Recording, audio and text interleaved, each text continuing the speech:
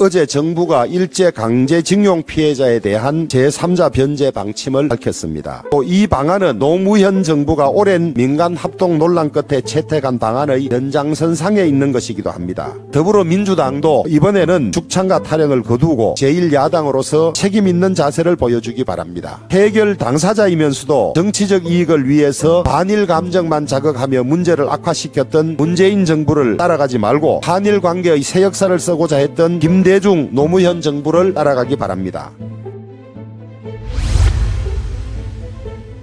어제 정부가 일제강제징용 피해자에 대한 제3자 변제 방침을 밝혔습니다.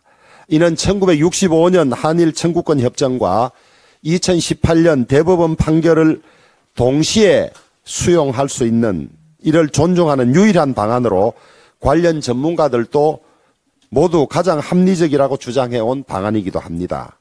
또 이 방안은 노무현 정부가 오랜 민간 합동 논란 끝에 채택한 방안의 연장선상에 있는 것이기도 합니다. 정부는 이 방침을 확정하는 과정에서 피해자 및 유족들과 대화를 계속해왔고 그분들의 의견을 최대한 반영하고자 노력했다고 합니다. 정부의 이번 방침이 모든 피해자와 유족을 만족시키지 못하고 또한 우리 국민들의 민족 감정을 100% 만족시킬 수 없다는 점은 잘 알고 있습니다. 하지만은 세계 주요 국가로 성장한 우리 대한민국 정부가 과거에 맺은 국제협정을 깨고 국제법을 어길 수는 없습니다.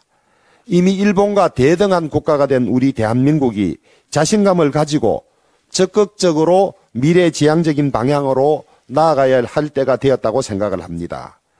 우리 대한민국의 이번 미래를 향한 전향적인 조치에 대해서 일본 정부와 기업도 상응하는 전향적인 조치를 취해야 할 것입니다. 하지만은 어제 우리 정부의 조치가 발표된 다음에 언론에 보도된 하야시 요시마사 일본 내무상의 반응은 문자 그대로는 실망스럽게 느껴집니다. 일본 정부가 그동안 양국의 갈등을 뒤로하고 정말 가장 가까운 친구로서 한일 협력과 한미일 협력의 새로운 시대를 열어나가려면 이런 미온적인 태도를 버리고 훨씬 더 적극적인 호응 조치를 취해야 할 것입니다. 더불어민주당도 이번에는 죽창과 타령을 거두고 제1야당으로서 책임있는 자세를 보여주기 바랍니다. 해결 당사자이면서도 정치적 이익을 위해서 반일 감정만 자극하며 문제를 악화시켰던 문재인 정부를 따라가지 말고 한일 관계의 새 역사를 써고자 했던 김대중 노무현 정부를 따라가기 바랍니다. 대다수의 국민은 더 이상 민주당의 죽창과 타령을 찬성하지 않습니다. 민주당의 죽창과 타령이 시대착오적이고 국익에 반하는 것이라는 것을 다 잘 알고 있기 때문입니다. 어제 정부가 강제징용문제법 발표한 것에 대해 이대표가 오늘 긴급 시국 관련해서 소면에 참석한다고 했는데요. 이에 대해 어떻게 생각하십니까? 예, 그 시국서는 내용 보고 판단은 하겠습니다만은 민주당은 그런 주장을 하는데 좀 되돌아봐라고 권하고 싶습니다. 김대중 오부치 선언의 내용이 무엇인지, 그 다음에 노무현 정부 때